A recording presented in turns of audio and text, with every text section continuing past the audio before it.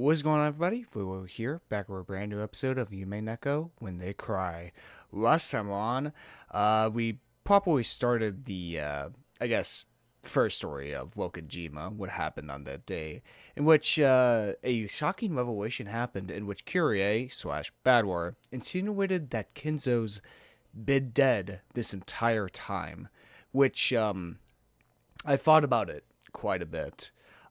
It makes a lot of sense. It really does, because every time we find Kinzo's dead body, he's always in the furnace room. He's always burned. And there have been scenes in which we've seen Kinzo interacting with another person, but do we take that as truth? Do we take that as fact? I mean, it has been shown by this game before that there are scenes that don't happen, or at least it depends on the viewer's perspective on if it is true or not. For example, the magic scenes. If you believe this entire story is dealing with witches and magic, you believe those scenes. But if you don't believe those scenes. Same thing with Kinzo now. Is Kinzo actually dead or not? It would absolutely destroy a lot of people's alibis for many different murders throughout the past three episodes, such as Rosa, Genji, and Shannon going to Genji's study in order to talk to him. If he's actually been dead this whole time, what did they actually talk about? Or when Shannon and Genji was talking to Genji during the murder of Jessica in episode 2. So it's such a interesting thing, truth, you know. I really I it's such an interesting thing of like, just like the conversation between Angie and Berncastle last episode about what is truth. It depends very on your perspective, your worldview of what to take in as truth. What do you personally believe in? And it's so excellent that this game is able to showcase that, of be able to make scenes that it just depends on your view on the story of what you want the story to be, that you take some scenes as truth and other scenes as fake, you know. It's such a unique thing. But anyway, I think then we went back to the conversation between Battleware Beatrice and Angie. Angie then got mad and she decided to read Maria's diary, in which we saw a very emotional scene of Rosa, being busy with work, unable to go to a movie theater with Maria. But fortunately, with the help of Sakatoro, Maria is still able to have fun with her wife. And we have this argument between Angie and Maria, or the Maria within Angie's head, subconscious, really, about their perspectives on this, diary entry. Angie views it as a, sad little girl who's making a tantrum to lash out at her mother without, like, actually realizing it by making a mess or drinking cola after midnight or whatever. While Maria views it as her just having fun. Unable to have fun with her own mother, she has fun with Sakatoro instead, which is, a very, once again, that theme of truth, and it's based on your personal perspective. Angie sees it as a sad scene, while Maria sees it as it is, as just a little girl trying to make the best out of her situation. After Rosa finally comes home, she gets mad at Maria for picking up a piece of paper, a stub for something, and she gets mad at her and runs away. There was this great comment going into the whole scene with Maria, and how one of the lines, which is pretty hard to hear from Maria, who's a little kid, "I won't cry anymore because that'll wake the neighbors up," which really shows that Maria understands the world around her, and she doesn't want to be a burden. And honestly, I can kind of share that feeling, at some points in my life, of try not to be, a burden to people. It's a hard emotion to describe, but just sometimes you don't want to be a burden while other people just treat you as, you know, someone special. You know what I mean? Especially Maria. But it's really sad. Like these Maria scenes are both, they're so happy, but yet they fill me with such like palpable sadness for both Maria and Rosa. Because Rosa, I can't fully place the blame on her. Yes, she could possibly be a better mother, but she's doing the best she can as a single parent. We have to remember that she is just a single mother trying to care of a child. You know, it usually takes two people to care for a child. At least that's what I believe. You can't just place a child on just one person. So it's very hard for her, especially with Rosa probably has her own issues, dealing with her own family of being neglected by the other siblings, obviously, and some of that anger obviously manifests within her and towards Maria. Unfortunately, I'm not totally like taking the blame off Rosa at all. It just adds more context to her situation of all that, but yeah, what I want to say before I got into, probably start the episode when we go on another rant for me, is that in the past couple of days, I've been reminded of this story I read a while ago, about 2 years ago, a year ago, whatever. House of Leaves, and how this game is kind of a great adaptation of that, especially here in episode 4. Let me explain. If you guys haven't read House of Leaves, recommend it, 100%. Great, story. If you love Umineko, I think you would love House of Leaves as well. But anyway, House of Leaves deals with this guy named Johnny, whose next-door neighbor dies. An old guy named Zampano, right? Old, blind guy, who did pretty much nothing. His apartment is a mess. All the windows have been boarded shut. Even the vents have been duct taped shut and everything like that. But Johnny finds this manuscript called the Navidson Report. And what it is, it's Zampano's analysis on this documentary film called the Navidson Report or record. Navidson record? I think Navidson record. Whatever. It's an analysis on that. Even though the movie doesn't exist when Johnny tries to find it. And what the book does is that there's three wares to this book. It's a very, complex book. Like, what we're dealing here with, right now in Umineko right now, is that we have three wares. We have the Wokenjima, we have the Witch's Ware, and we also have the Future Ware with Ange and all of them. 3 different complete casts. But in House of Leaves, it deals with Johnny who's reading through the Navidson Report, Zampano's perspective on the Navidson Report itself, in trying to interpret what the film actually means. And we have the Navidson record itself, which deals with this photojournalist named Will Navidson, as he and his family move into this brand new house, who he comes to find out that the inside of the house is actually 1/4 bigger than on the outside. And I don't want to spoil much more than that because I truly recommend it.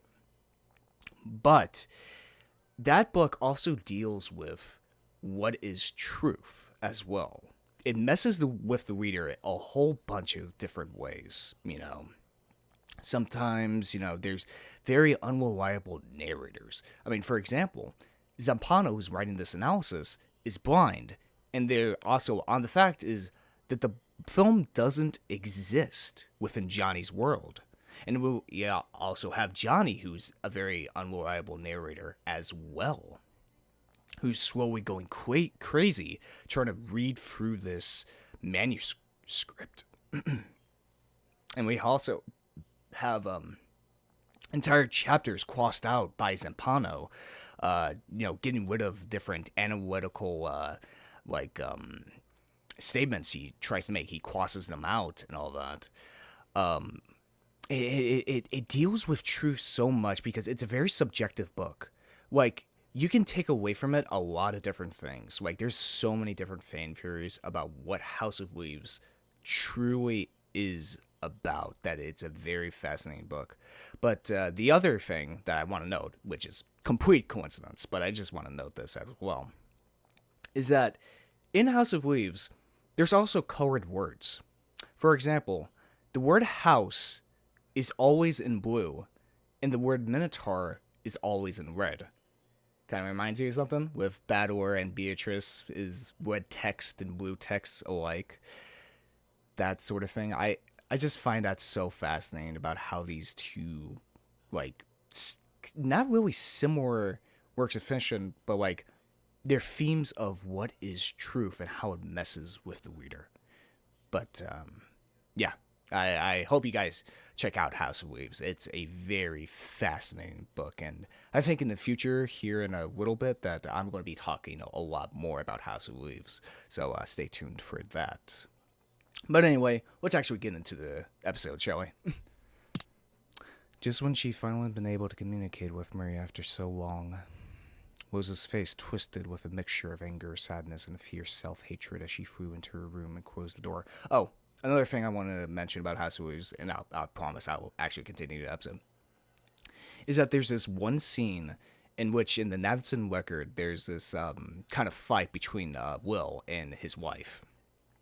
And how Zampano makes this long, like, analysis about the scene, and he cites different sources that obviously don't exist about how other people interpret that scene, as they interpret it as this or that, of like they should get a divorce, or they should they're madly in love with each other. It's been a while since I've read the book, obviously, so I can't remember the exact details. But it reminds me of Ange and Maria's, conversation from last episode, of different people's points of view on like a scene or a argument. I just find it so fascinating with these two stories. Rosa's face twisted with a mixture of anger, sadness, and fierce self-hatred as she flew into her room and closed the door. Maria's sorrow had sliced into her chest sharper than a knife. At that time, she noticed a cute envelope placed on her study table. It was probably something that had come with a girl's magazine. "To Mama, let me share my happiness with you," it said. Aww. She took it, and after hesitating, opened it and read what was inside. Then, after dotting the surface of the paper with 2 large tears, she flew out of the room, hugged Maria from behind as she headed for the bathroom, buried her face into her daughter's back, and cried. And realizing that she was the only one who should truly be saying sorry, she apologized. Why is Mama apologizing? There's no answer to that question. ほら、もう仲直り。あんなのママとマリアの仲良しの前には全然気にすることないんだよ。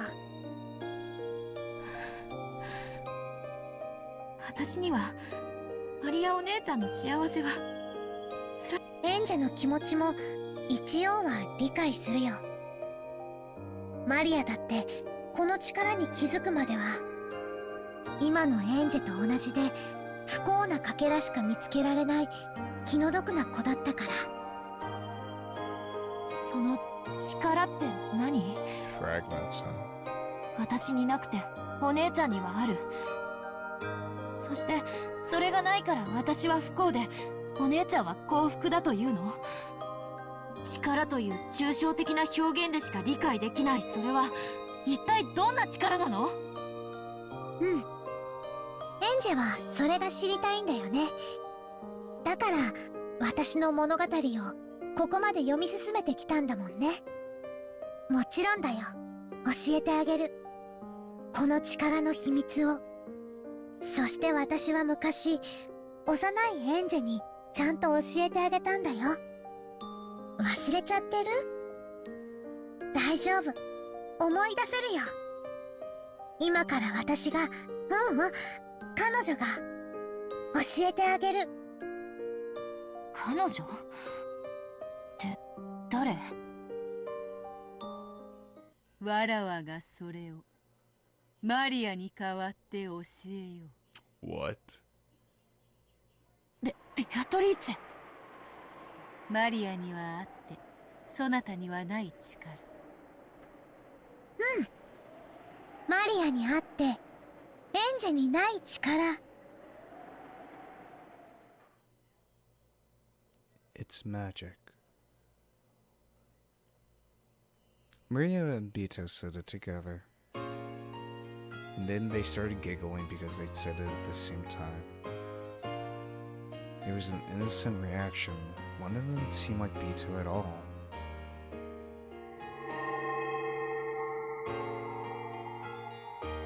Magic.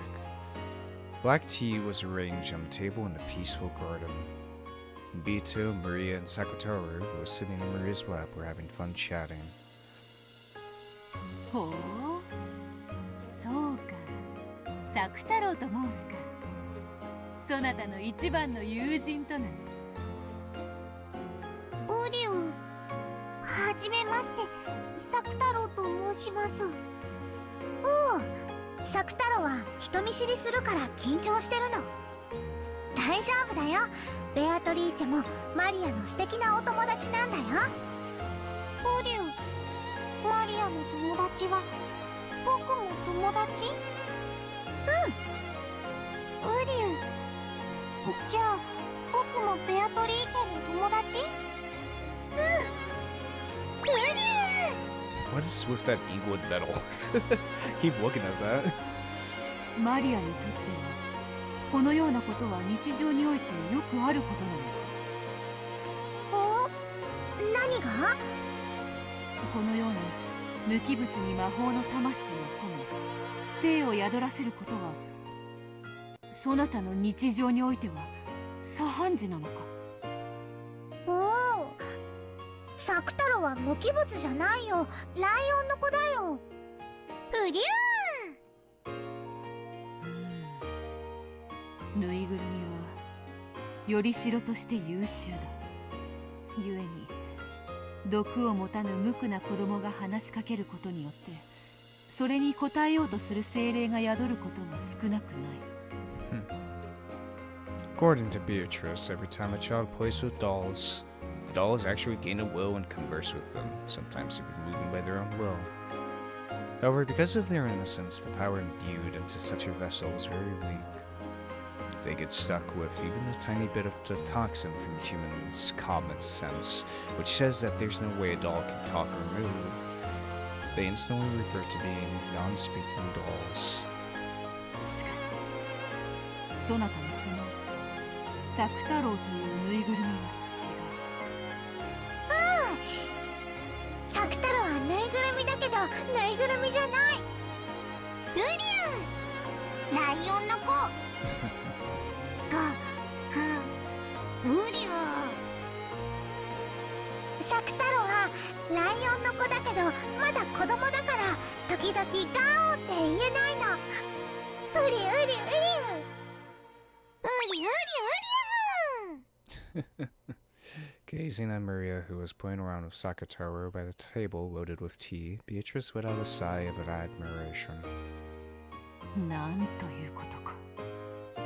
作太郎とやらはその布地と綿のよりしろを核に完全に人間界に顕現している。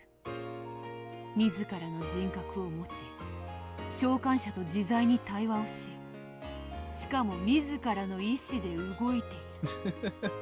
I don't know why. This is such a just funny thing of a 1,000-year-old witch being so just enamored by this, imaginary kind of, the power of play, of a imaginative, friend of Maria's.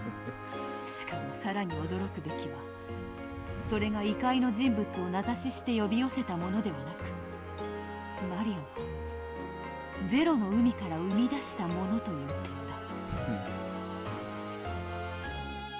After that, Maria boasted to Beto that Sakataru wasn't her only friend and that she had many more of them back home. It seemed there were other similar stuffed animals and dolls who could talk and move of their own will like Sakataro. It was something natural for Maria. It was natural for stuffed animals to talk, move, and become her friends of their own will. And she saw that Maria accepted this as something natural. As a witch, Beatrice felt a respect bordering on all. マリア、そなたのその力は紛れもなく魔法である。魔法なの？ I mean, I guess it is magic, because what magic... Well, do we take what Virtuia actually said as fact? No, I'll take some of it as fact, but magic is supposed to bring happiness to people, and it makes sense that Maria would have it. マリアはまだ魔女見習いだから魔法なんて使えないよ。By bringing herself happiness. Therefore, if she can make herself happy, she can make others happy. いいや、魔法だ。それを自覚して使えぬから未だ見習いなのであろうが、それにしても大した魔力。そなたの友人作太郎の権限こそがその立派な証であるぞ。権限って？そなたの場合は想像と呼んでも良いであろうな。 You know what? I should probably stop saying, like, what is fact? You know? The only true facts we know is that there's an island, Wokenjima, a family conference is held there, and 17 people go to that island. Or, technically, since Jessica Krause and Natsuki were already there, you know, whatever. 17 people went there, and they all got murdered, or maybe disappeared, or whatever. That's really the only base fact we know.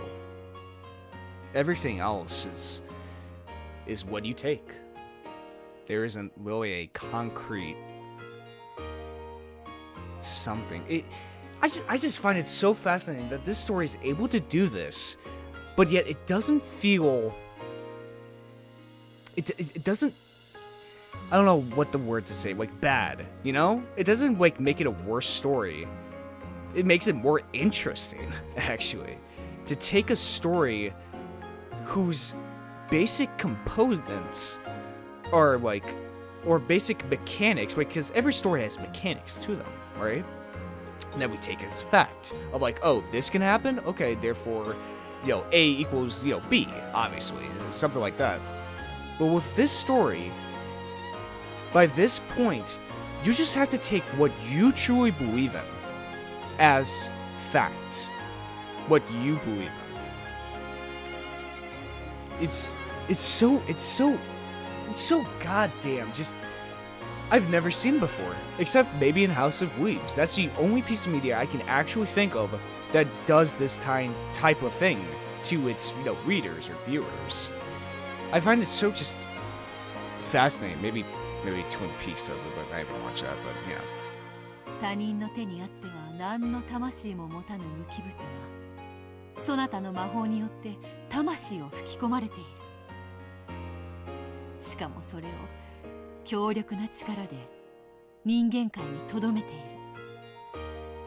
これほどまでに魔法を否定する毒気に満たされた現代において、一個の生命体足り得るほどに権限できる魔力はわらわとて容易なことではないわ。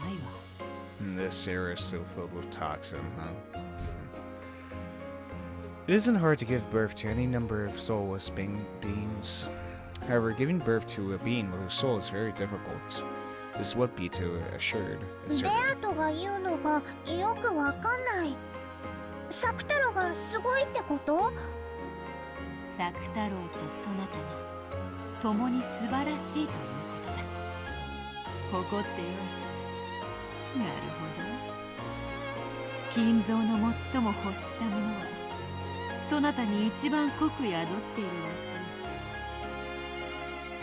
い。なんでベアトにそんなに褒められるのかさっぱり。ねえ作太郎。うりゅー。真に驚嘆すべきはぬいぐるみに魂を宿したことだけではないの。 Oh, there was also a comment last episode about how, truth and all that. Especially red truths. Bito assured us it's the absolute truth, what's said in red. But now, Battler can say things in blue, which support his theories.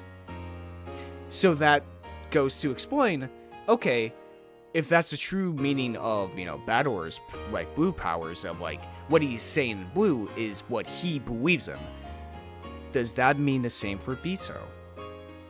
Of what she says in red isn't truth, but what she believes in, instead of concrete fact, which throws yet another wrench into the whole, what the hell is happening? What is truth? What are the damn facts of this story? それにより自己の世界観まで変化させた。そなたは無より有を生じる力が無を抜いている。1を100にすることはたやすい。しかし0から1を生じることはたやすくはない。そなたが一人前の魔女になったなら、わらわと双璧どころかわらわとて一目置かざるを得ない大魔女に成長するであろう。原初の魔女。そなたの将来はわらわにとっても楽しみだ。ベアトに魔女の才能あるって褒められた。よかったね、マリア。ウリアン、ベアとマリアを褒めてくれてありがとう。礼には及ばぬぞ、作太郎。その赤いマフラーは実に似合っているぞ。そしてそなたのような友人を生み出せるそなたの主人の才能に嫉妬する。マフラー褒めてくれてありがとう。これマリアにプレゼントしてもらったの。僕のお気に入り。まさにそなた専用のマフラーになるために生まれてきたようなサイズであるな。これはわらわも新しき友人に何かプレゼントを贈らねばなるまい。ベアトがサク太郎にプレゼント？魔女の贈り物は魔力あるものと決まっておる。ならばそなたの友人がいつまでもそなたの友人でいられるよう、そしてそなたともっと楽しく遊べるように、作太郎にわらわの魔力を贈る。それによりさらに強く権限することができるだろう。 Ooh, even more strongly. サク太郎ともっともっと楽しく遊べるようになるの？ I don't know why, I'm just imagining like a lion cub, super fucking buff. Like with the goat heads. どうやって？おりゅ？なんだろう、マリア。それって怖いこと？大丈夫だよ。ベアトは怖いことなんて何もしないよ。ね、ベアトリーチェ。うん、必ず気に入ってもらえるはずだ。さて、より強く権限するにはより強いイメージが必要であるな。さてさて、 Wonder where the ど hell うした is ものか。 the hell is Angie in all this? She just drinks a beer.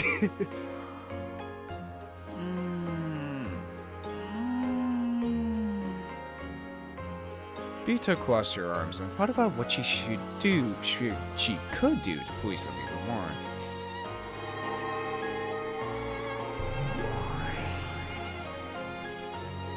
Then right there was the form of yet another witch. It was Bito's teacher, Virtuia. Virtuia truly was a great witch. Since Maria already thought of Bito as a great witch, this person Bito called a great witch must have been a great witch. According to Bito, she still didn't even rise up to this witch's feat when it came to magical power. おやおや、賑やかな声が聞こえてくると思ったら楽しそうなお茶会ですこと。おお、お師匠様、ちょうどいいところへ。このライオンの子を見てほしい。マリアの新しい友人だそうだ。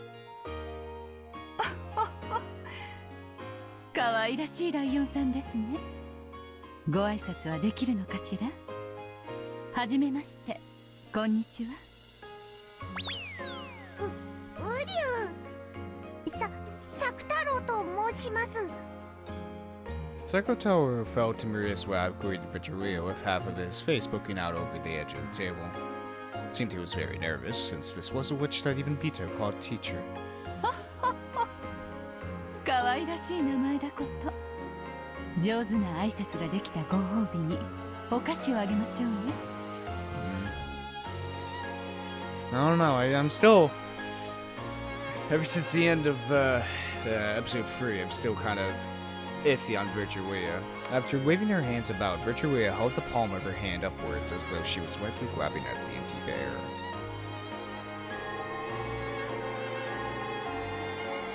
Then she held out her fist out in front of Sakutaro. When she opened her fist, there was one of those individually wrapped cough drops. ウリュウ、飴だよマリア。すごいすごい。Cherry flavored cough drop. よかったね、作太郎。ちゃんとお礼を言ってね。ウリュウ、飴をどうもありがとうございます。ペコリ。Even though Virtuia was a great witch, she still treated a stuffed animal like Sakutaro to an elegant greeting. しかしお師匠様、のど飴とはまたババ臭い。せめていちごミルクのキャンディーとか出ないのかよ。これはひどい。もうあなたには飴をあげませんよ。悪い悪い。さてマリア、そなたの魔導書を出すのよ。もちろん筆記用具もな。出すよ。何か書くの？おや、何を始めるのですか？お師匠様に習った魔法を使うのだ。よりしろに異界の住人を権限させる魔法。あれの応用でこのマリアの友人を権限させる力をより強めることができるのではないかと思ってな。それをマリアとマリアの友人への贈り物として。なるほど。すでに権限している存在ならそう難しいことではないでしょう。I don't know why, but I just have this gut feeling that something's off about this. それは素敵な贈り物になりそうですね。では私もささやかですが協力しましょう。お師匠様が立ち会い人にサインしてくれる魔法なら心強い。喜べマリア、これは素晴らしい贈り物になるぞ。ウリュウ、何が始まるの？怖くない？怖くない？わかんない。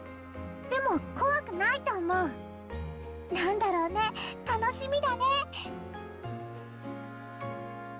Vito borrowed the grimoire from Maria's handbag and majestically flipped through the pages. Then she found an empty page, one of those with magic circles drawn on them, and flattened out. After gazing at Secretary with a grin, she suddenly started moving her pen. Oh boy. It was something like a wooden decoration made by witches to a high-order world. It was magic whose effect could be controlled if Beatrice wrote and Virgilia signed. Maria didn't understand what Vito was writing at first, but partway through she figured out the wonderful magical power of this document, and her eyes began to sparkle. ウリュウ？ウリュウ？どうしたのマリオ？何を書いてるの？ウリュウ？ウリュウ？ Secretary was on her lap, so he didn't know what was being written on the table. But even if he had seen, Secretary probably wouldn't have understood. すごいよ、作太郎。待ってて、もうすぐだよ、もうすぐだよ。アトすごい、ベアトすごい。力ある書面の筆記においてこの子の才能は素晴らしい。あなたになら魔界の書記官すら務まりそうですよ。 Got a bad feeling about this, guys. What's going to happen to Sakataru? これでどうか。まずまずであろう。 After finishing her writing with an intense amount of concentration, Bito looked over the document again from a distance.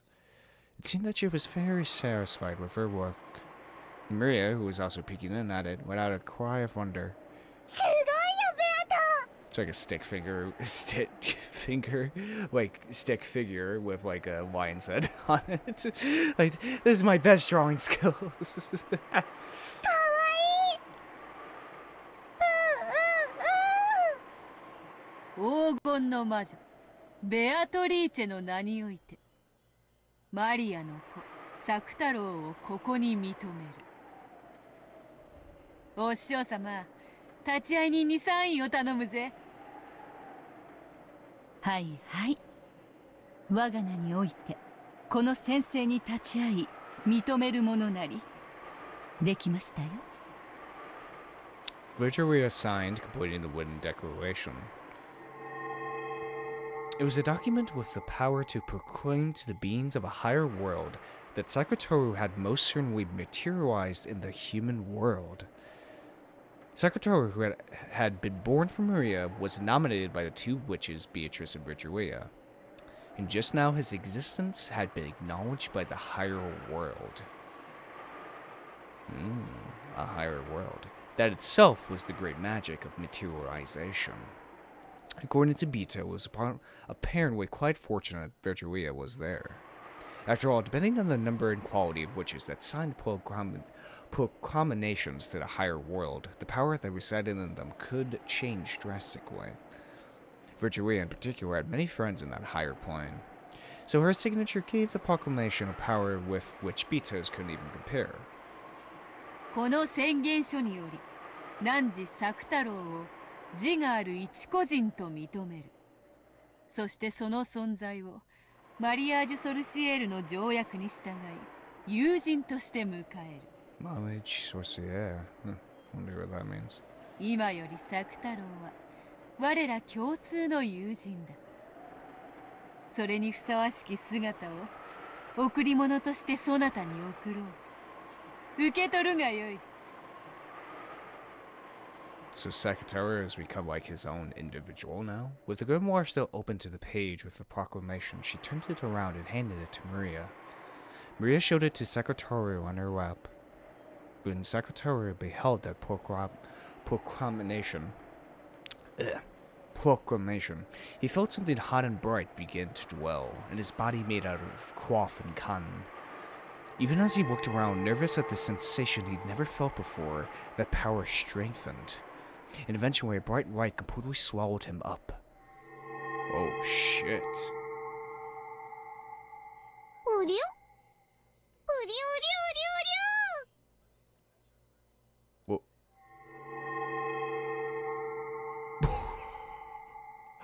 Oh my god. He's an actual person! Then, when that light disappeared, there Maria's friend Sakatoru held a new form and existed. We got a character introduction, huh? Let's take a look at that, shall we, folks? Sakatoru, beloved furniture of ready-made furniture. That's interesting. Ready Maria, witch of marriage sorcerer. His existence is Ready Maria's pure white heart itself. He's an irreplaceable being to her, and could even be said to be another Ready Maria. He holds a declaration as a diplomat, and all witches, weapons, and furniture in the Alliance, and even demons and divine spirits in contract with the Alliance, are not permitted to take aim at him. Oh well, that's good. That's that's cool. Wow. Yes, we've heard quite a bit of like summonings and stuff, especially in the bios of the witch's side, especially with Kinzo's servants, aka furniture, about how in the witch's side of things it's described he created them as golems and all of that. And also, speaking of Kenzo, aka Goldsmith, I was thinking back because this was put into our character list when we saw Kenzo after the revelation or the proclamation that Kenzo was dead the entire time. So it's either one of two things. It's either one, the game confirming that every scene with Kenzo has actually been Goldsmith this entire time, and that's actually been like a magic scene instead of like I like to call him, or two, it's a red herring. And I can't decide which one is more true. But speaking of the whole Kenzo thing, I don't believe he's been dead this entire time. Even though that would fit with everything else. And it would fit with Battler's, theory of, how there's 18 people on the island. If, Ava Beatrice listed 18 names, obviously one of them was dead, which she thinks to be Kenzo. I don't think it is. Because something in my gut just tells me, I don't think Klaus would do that to his father. Because, as we saw from a couple flashbacks, especially in episode 3 with him and Ava, Klaus wanted to be his father. He wanted to be a successful heir to the Ishiro Mira name, obviously. So I don't think he's a scammer. He's a very business dude. I feel like he would scam people out of their money, but I don't think he would be a murderer of his own father. I don't think he would do that. You know what I mean? Like, I don't think he would have the guts to do it, especially to his own dad. So for right now, I will believe that Kenzo hasn't been dead this entire time. But I will also keep in mind that perspective of Kenzo being dead, because that also fits with a lot of evidence. But for right now, personally, I don't think Kenzo's been dead this entire time. Anyway, back to it. Oh.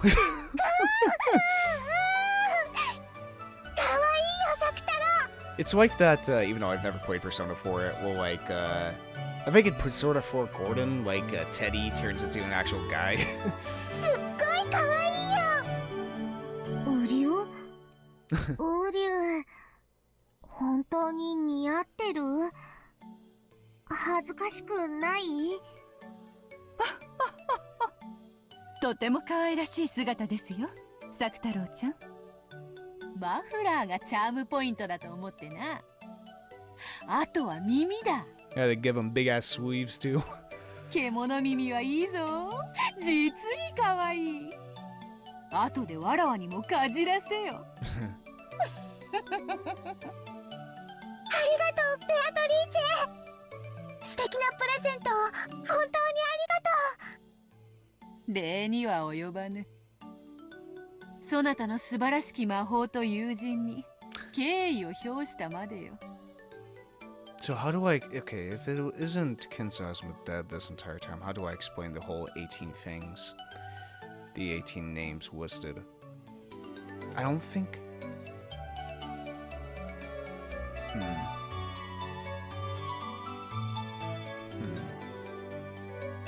I don't know, I feel like I was onto something with my kind of theory about the 18 names of what do you consider a person? Like furniture? That was the whole thing I was going with for that whole complex goddamn rebuttal from Ava Beatrice. I still feel like it has to do with something with furniture.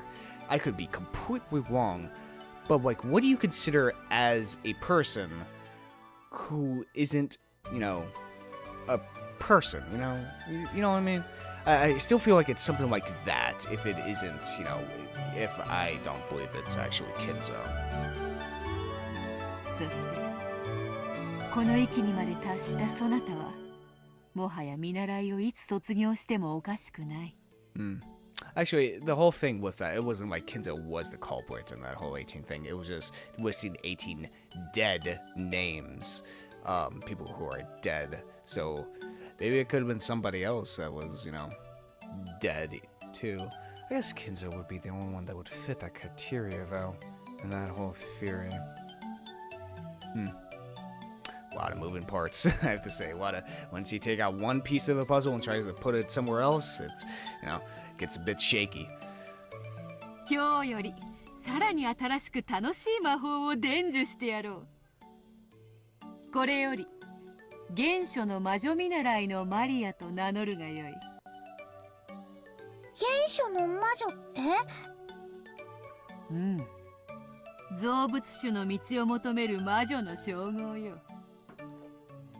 今は身の回りの小物に魔力を吹き込む力しか持たぬエンチャンターでしかない。しかし1000年の修行を経たならば、その胸の内より魔法体系はおろか銀河を生み出すことも夢ではあるまい。原初の魔女の才能はとても希少。幼き日には誰もが持つのに誰も持ち続けることができない。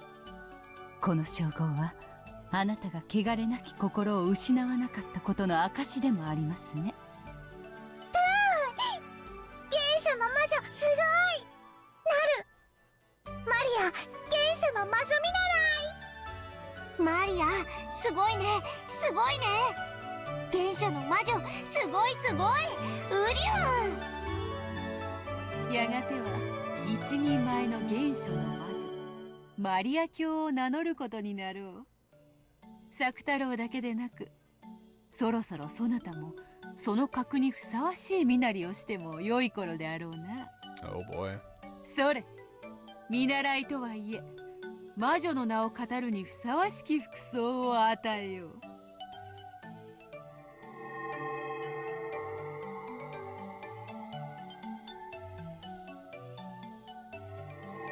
When Bito waved the pipe that was her cane, many gold butterflies that appeared out of nowhere grouped around Maria, giving her a wonderful dress. Whoa. Even got the big fucking one-winged eagle. Oh, that's really cute. Kind of reminds me of like a Kingdom Hearts illustration, especially when I think, what was it? Sora went into Nightmare Before Christmas and Kingdom Hearts. No, he went in both 1 and 2 with the, he has a little crown on his head and like a pumpkin on his face. Whatever. Anyway. Here we go. Maria, the witch of origin who will live for the next 1,000 years, possesses the motherly magical power to give birth to one from the Sea of Zero. At a glance, her magical power is weak. However, Zero will never become anything but Zero, no matter how it is multiplied. But the one she gave birth to will eventually surpass the heavens. Protected heavily by Beatrice, who understands her true value. She has an alliance with Beatrice. It was certainly less fitting for the girl who would eventually take the name of the Witch of Origins, combining both cuteness and dignity. すごい！すごいすごいすごいすごい！かわいいかわいい！このお洋服、ママにも見せたい！ダメ？魔女の清掃はみだりに見せてはならぬぞ。もったいぶった方が価値が出るというもの。Then the Great Witch, the witch's apprentice, and their new friend Secretary enjoyed a lively tea party. God, how many... Take a shot every time I say the word witch. You'll be dead within 20 minutes. ね、私はこんなにも幸せだよ。そしてこんなにも楽しい。幸せになることをどうか恐れないで。幸せになるというのは今の不幸を受け入れるという意味じゃないの。今の不幸の中に幸せを新しく生み出すということなの。それが原初の魔法。Isn't that true? 私は今の自分の世界を認めたくなかった。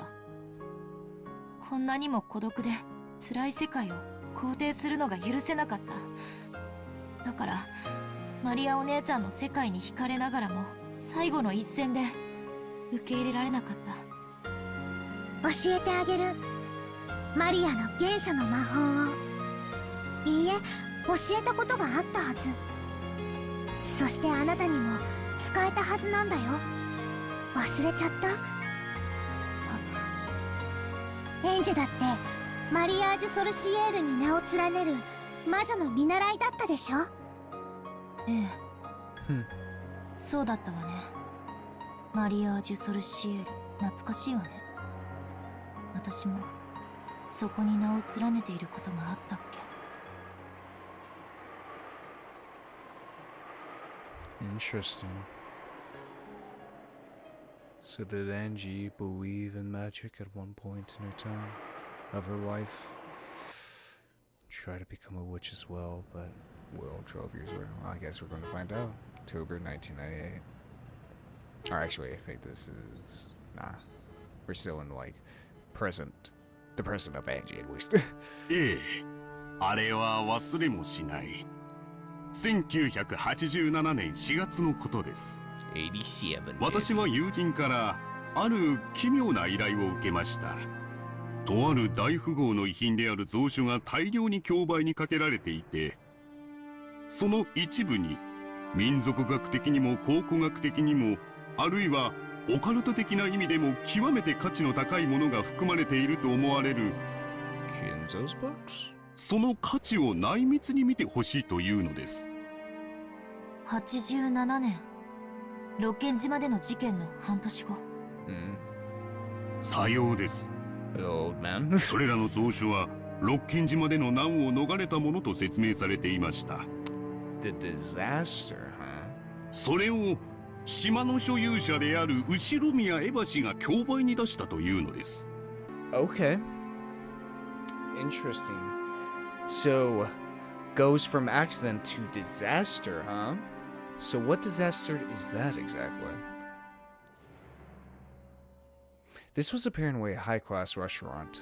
A middle-aged man was sitting across from Angie in a secluded and quiet seat. Amakusa could be seen by the entrance. He was probably keeping a lookout for pursuers from the Sumidera family. The scholarly man across from Angie spoke politely but with enthusiasm. He didn't lay a finger on the food in front of him, so you could tell how excited he was as he spoke fervently. He was a professor at a certain college and particularly well known as an authority in Western folklore. However, among his life's works, there was only a convenient exterior. His true life work was the study of occultism, Western magic, alchemy, and everything else to do with the occult, as well as demonology. In short, he was the person in the best position to understand the details of Kenzo's research. Okay, Mr. Professor Otuski. A professor at a certain college, well known as an authority in the study of Western folklore, also famous as a hobbyist researcher of the Wokajima witch legend and as one of the witch hunters. Pretty badass title. The witch hunt is primarily focused on the screening of occult superstitions to explain the truth of the Wokajima crime, rather than doing so scientifically. In its dualities, enthusiasts of the mystical primarily view it as a type of a mental game. Interesting. Once again, it's very interesting. We get just multiple perspectives on what the hell happened at this damn island. We saw that a little bit in Higurashi as well with the Himizawa incident as well. Multiple kind of perspectives. Well, we didn't see like many perspectives on it, but like we've heard about it. But it's very interesting. So the witch hunt, I guess the people who believe that it was the work of a witch instead of it being Ava, primarily. まず蔵書を鑑定して分かったことは、後宮エバ氏には民族学的な教養は全くなく、そしてその蔵書の本来の持ち主である後宮金蔵氏は、日本で5子に入る悪魔学の権威であったことは間違いないということです。He really liked to play SMT. I tell you that. You knew every demon fusion. April 1987. A major city antique shop contained a large quantity of ancient documents that were thought to have a high historical value.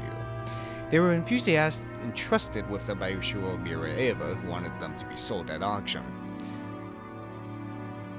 At the time, it was thought that Ava would succeed the Ushiro family and have all the wealth herself as the only survivor. However, at that point, not even half a year had passed since the accident, and the others had not been missing long enough to be presumed dead, even under extraordinary circumstances. Okay. So there was a disaster on Wokonjima, but it wasn't... So there were no bodies. Okay? Because they're saying missing instead of, like, bodies. If there were bodies, she would obviously have all the money.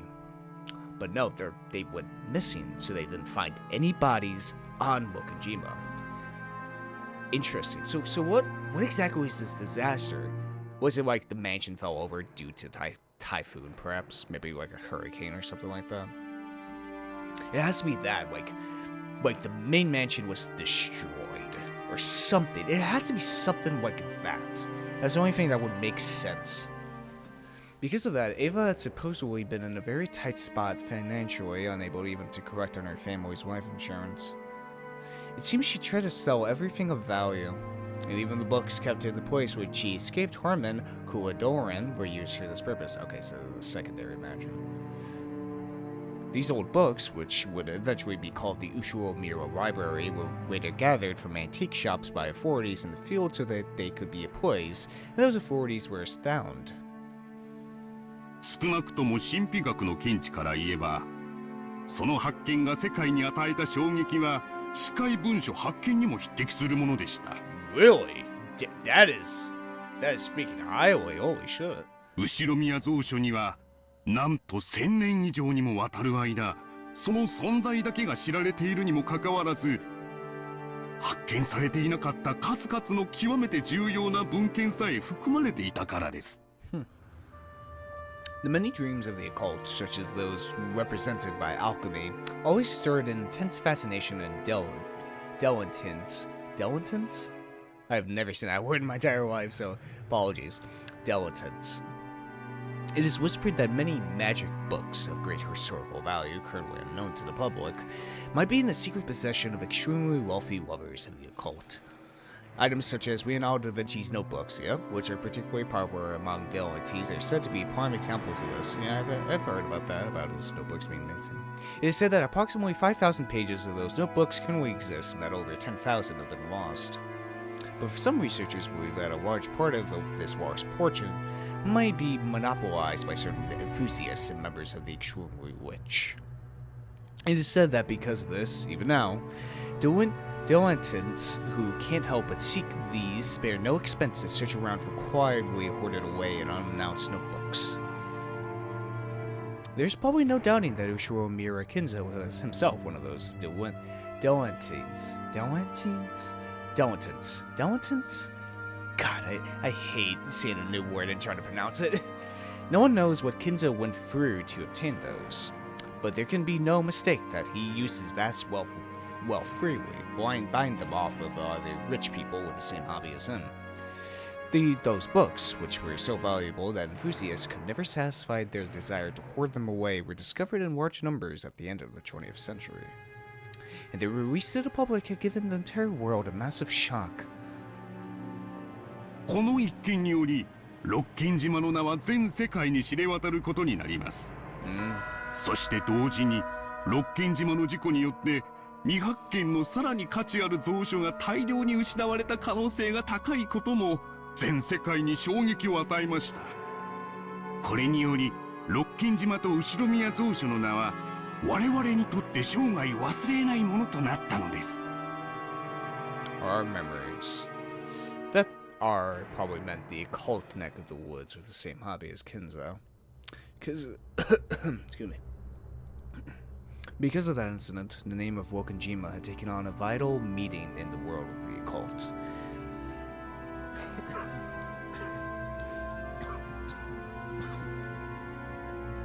There certainly had been a lot of reporting about the accident of Wokonjima itself, but not on an international level. However, this one part had spread across the world, taking the image of Wokonjima as a small island in the Izuru archipelago, painting it over as a demonic island where riddles, suspicion, mystery, and the occult met. In other words, until Kinzo's library was leaked to the public by Ava, Wokajima has been merely a nameless island that no one could remember, and certainly not the island of the witch. However, when knowledge of the Ushiro Mira library spread all over the planet, Wokajima's image immediately took on an occult twist. Oh, the thousands and thousands of video essays on Wokajima or podcasts on Wokajima in this universe. I can already see it.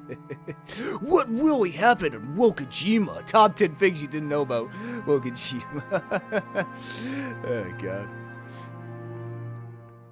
そしてそこへ起こるのが例のメッセージボトル事件です。これがあの島を魔女の島に変えた。伊豆諸島の無名の小島がオカルトの島へ、そして謎の魔女ベアトリーチェの島へと変遷していったのです。後宮蔵書とメッセージボトル、このどちらが欠けても六軒島魔女伝説は成り立たなかったと言えます。 Same thing with the Himizawa syndrome. メッセージボトル。はい。空の瓶に手紙を封印し海に投じるという不特定対象への通信方法です。無人島から SOS を発信するというのが有名ですが、海外の有名推理小説の影響で自らの死後に真実を告白するという時間差的な遺書としても知られるようになりました。 Really? Never heard that before. 六軒島メッセージボトル事件はまさにこの後者だったのです。近くの島の漁師が拾っていたというやつですね。さようです。式根島の若い漁師が手紙入りのワインボトルを拾っていたことが分かったのです。この若い漁師は興味本位からそれをたまたま保管していました。それが後宮蔵書で六軒島が世界的注目を浴びたため公表したというのです。その漁師による捏造の可能性は？ Yeah, I was just making the same thing. もちろんその可能性も否定できませんでした。ワインボトル内のノート片には後宮家のとある人物の署名がされていました。後宮マリアという少女です。しかし彼女の遺品の肉質から別人の筆跡であることが確認されました。別人の筆跡？さようです。少なくとも少女より達筆で年齢のある人物によって書かれたことは疑いようがないでしょう。 Really? 彼女の名を語った何者かが執筆した可能性が極めて高かったのです。よってこの時点ではノート編の内容の信憑性は薄いと考えられました。 However, later on, it was confirmed that a similar message bottle had been recovered from the nearby ocean on the day of the accident by the police in their search for lost articles, and this caused a sensation. 警察は現場の状況とボトルの封印状況から捏造の可能性は低く、事故直前の数日以内に投棄したものと判断したようです。また双方の筆跡は一致しました。これにより漁師の発見したノート片の信憑性が増すこととなりました。メッセージボトルの内容については週刊誌などが繰り返し報道しているようですが、いいえ、一応知っていますので。Many scraps of paper had been stuffed into both of the wine bottles. It was an extremely extensive notebook written by someone calling themselves Ushiro Maria, but who wasn't Maria, and which told of the events starting the day before the accident and up until the day of the accident in a diary-like way. And its contents had been the beginning of the Witch's Legend serial murder incident, as well as the Golden Witch Beatrice's puzzle. この奇妙な日記風式には台風で島に釘付けにされた後宮家の親族たちが魔女復活の儀式に巻き込まれ、次々に不可解な方法で殺されていく様子が記されていました。そして最後に黄金の魔女ベアトリーチェがよみがえり、全てを黄金鏡に飲み込む。まるでそれこそが当日の全容であるかのように記されていました。 The question is, does it state who dies in what order? また当時の島の状況についても非常に詳しく描写されており、後宮家に勤務したことがある元の使用人たちは間違いなく内部に詳しい人間が書いたに違いないと証言しました。そのおかしな幻想小説と後宮蔵書以降のオカルトブーム、そして結局は真相は闇の中という3つが合わさり六軒島の魔女伝説を生み出したと。さようです。すでに10年以上が経過した事件ですが、未だに世界のオカルトマニアの関心を集めています。いや、むしろ時間を得てますますに深刻化されたと言っていい。And that's cold cases for you. Just plain old mysteries. The more time that passes, the more interest is in them. 上陸禁止になっている六軒島に密かに上陸しようというマニアも未だに多いとか、未だ未発見のメッセージボトルがあるのではないか。そしてあの日、あの島で本当は何があったのか、未だに議論はつきませんとも。As though he had finally remembered that he'd been going on and on for some time, the man took a gulp of water. Yeah, maybe I should do that too. His porridge was getting cold, but it seemed that the man's hunger had already been blown away. 確か漁師のノート編と警察のノート編で内容が全く違うと聞きましたが。 Oh shit, does it was two different events? さようです。このせいで六軒島ミステリーはさらに面白みが増したのです。2つのボトルの中身はどちらも事故前日から当日までを記した日記風の式です。しかしその内容は共に前日から当日を記した内容であり、にもかかわらず内容は全く異なったのです。まるでどちらかが真実でどちらかが虚偽のように。One always tells the truth, one tells the always あるい lie. は両方とも虚偽なのかもしれない。しかし始まりと終わりだけは一致するのです。始まりは親族たち18人は台風で島に閉じ込められた。そして終わりは全員が死に黄金の魔女がよみがえり、全ては黄金鏡に飲み込まれる。God, this is so fucking meta, dude.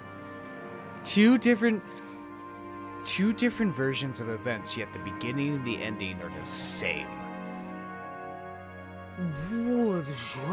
Holy shit, man. This is God, Wikushiro Summon is fucking bold with his writing. Like, holy shit. The contents of both message bottles wrote about the events of the day before the accident and the day of the accident.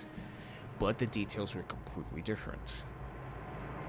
Both diaries outlined a serial murder following the epitaph of the witch, but the order of the sacrifices, the ways they died, and even the tale of the 2 days were different.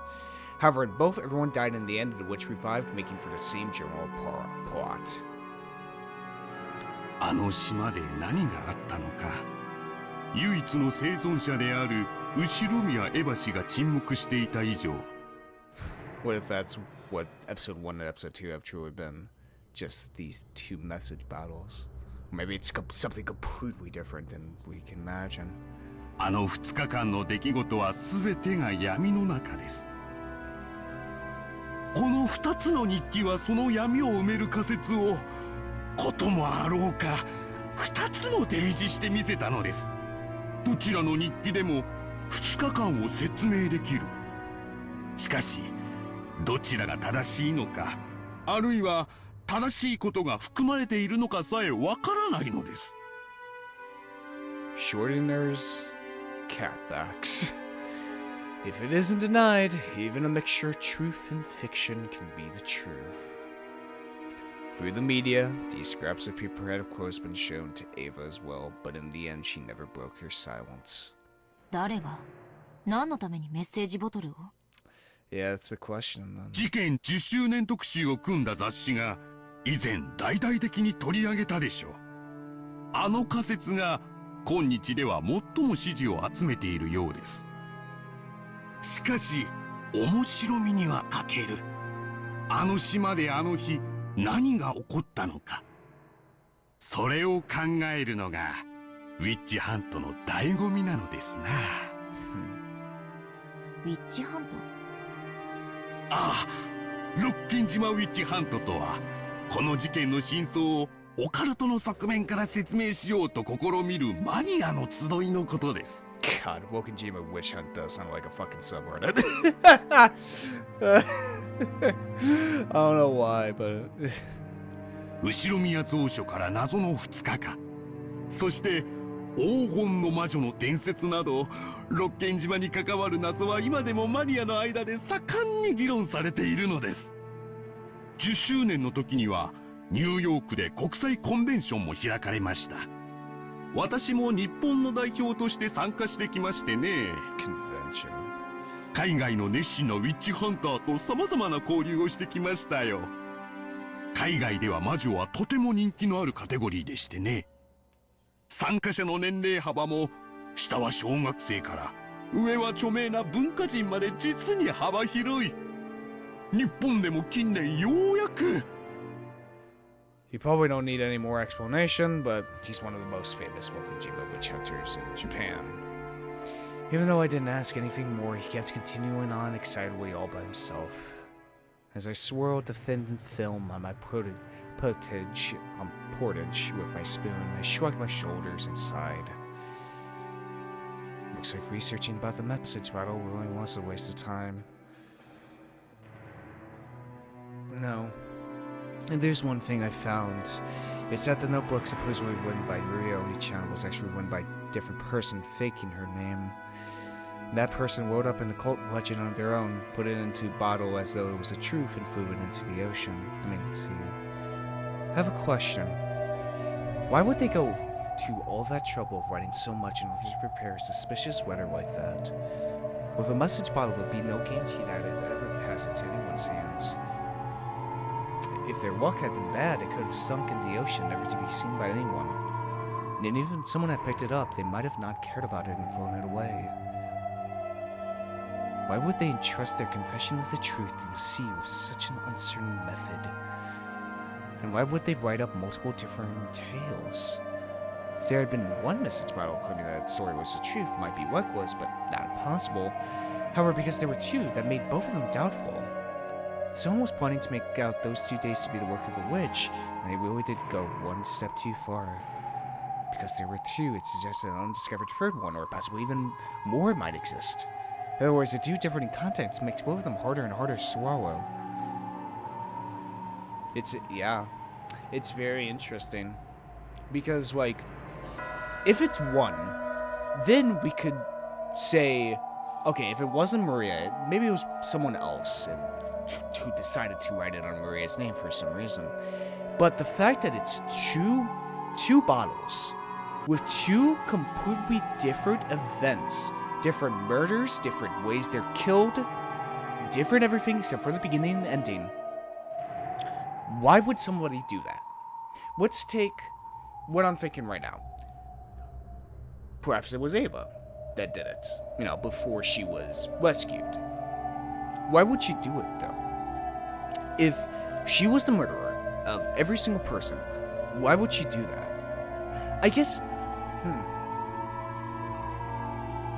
maybe to throw everybody off of her. That's a possibility. Ava created this tale, created two bottles, just to fuck with people. Just to make people look at these, two bottles instead of herself. Sure, a vast majority of people are still going to look at her despite that, but still, a minority of people are going to look at those messages in those bottles and create some doubt as to, well, maybe it wasn't Ava that did it. Maybe it was this witch. Why she would create two of them, though, is a good question. Why would she only just... Why would you just write one, But I guess if you write two, it just makes it more interesting. Makes the story more tasty, you know, for people to latch onto, you know. Because the most famous cold cases or most famous mysteries are always the ones that are so unexplainable. Like, for instance, God. But let's take, like, the D.B. Cooper incident, for example. A guy who stole from an airline and got away with it. D.B. Cooper is a very famous, you know, cold case of nobody was ever able to find D.B. Cooper. All we have is some basic sketches of what he might have looked like. A white guy with glasses, in a suit, who stole over $1 million or 10,000 or whatever, and jumped out of a plane. Like, that's an interesting story. People latch onto D.B. Cooper, you know? Same thing with Jack the Whipper. Nobody ever knew who the hell Jack the Whipper was, even though there were, like, 6 prostitutes, you know, mutilated and all that. But people latched onto it because it's an interesting story, you know? I kind of like we're getting kind of into that aspect of society of people, you know, latching onto these mysteries, you know, these cold cases and all that. I think it's a very interesting topic. Especially, I feel like it's very relevant nowadays. Even though I'm no saint. I've listened to, you know, a whole bunch of unsolved mysteries or true crime and all that because honestly, it's more morbid curiosity. 100% it is. But I don't take it as far as other people of, you know, romanticizing it, like the stupid fucking Dahmer show on Netflix, which whole thing with that. But anyway, it's very interesting that this story is kind of getting into that. But despite that, the contents of both matched in that they told of a witch and tale. So is that the main point the writer wanted to get across to us? It seems to me that the only possible explanation is that someone who wanted to give rise to an illusion of a witch carried out this crime for their own enjoyment. However, the 17 people other than Aunt Ava lost their lives, and a vast wealth where maybe even 10 tons of gold had moved around secretly in the darkness. It doesn't feel right for a confession occurring after all of that to bring up this illusion of the witch.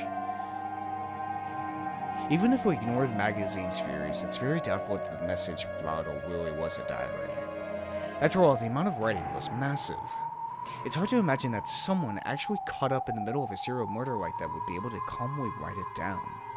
In that case, it's probably more realistic that this diary was written slowly over a long period of time, up until the day prior to the accident.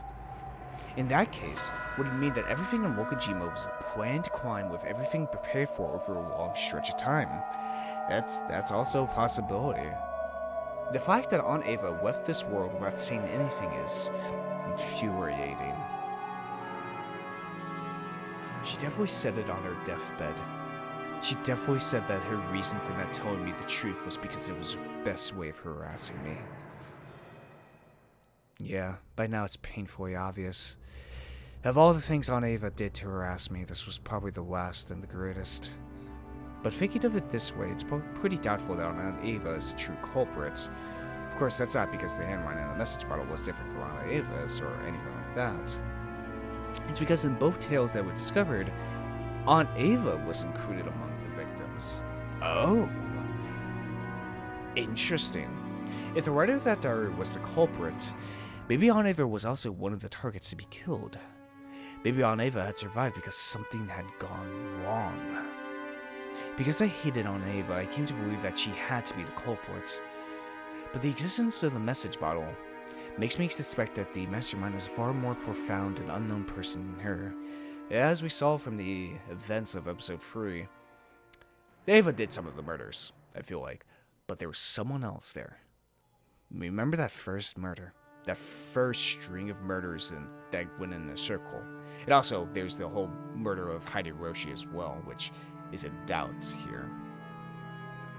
But, there was someone else. It wasn't just Ava. It was someone else who's much more meticulous with their murders. Well, with Ava's murder, it was more of a spur of the moment.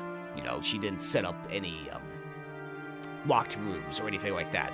She simply had them out in the open instead. So whoever committed that first murder is the one behind these message bottles, most likely. And obviously they've been planning for this for a while, so they're someone that has been on the island, or has been on the island, or has extensive knowledge about the island for a long time in order to create this. Why would they make it as a witch? Well, maybe just to throw people off the mark, not make people think that there was a second culprit, perhaps, because all they have is Ava, you know, and just throw them off the mark with this illusion of a witch, you know. God. I'm always yapping for this. But you people love when I yap. I mean, what else am I supposed to do with a visual novel? I looked at the clock. I've heard more than enough. It's time. As he continued to speak further in a way, I suggested that I wanted to bring this discussion to a close. He seemed to be aware that he'd gotten excited and talked too much, so he quickly accepted this. 今日は本当にありがとうございました。貴重なお話が聞けたと思います。いえいえ、ウィッチハントの新しい仲間に若いお嬢さんをお迎えできて本当に楽しかったです。今日は歌詞を変えてしまったのでお見せできなかった貴重な資料がいくつもあります。次の機会の時にはぜひそれをお見せしましょう。ありがとう先生。最後に聞いてもいいですか？はい、何でしょうか。先生はどうして魔女に、いえ、神秘学や悪魔学に興味を？それを言われるとお恥ずかしい。不思議な力が使えたなら意地悪なガキ大将にも負けないのに。という子供の頃の妄想がそのままライフワークになってしまっただけです。未知なる力への憧れというプリミティブな願望は今も昔も普遍的ですからな。先生はなれるものなら魔女になりたいですか？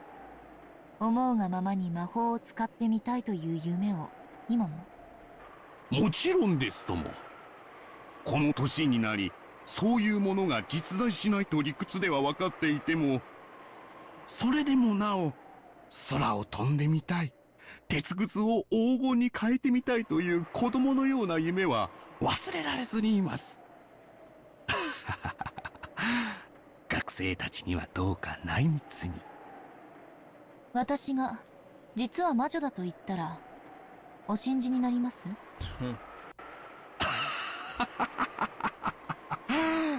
女は魔女であるというのが私のささやかな女性経験からの持論です。This is why I've been single for 38 years. Angie snorted at the old professor, who must have been an earnest scholar of barely any experience with women. Very true. そうそう。最後にもう一つだけ質問を。先生はメッセージボトルの実物をご覧になったことは？ありますとも。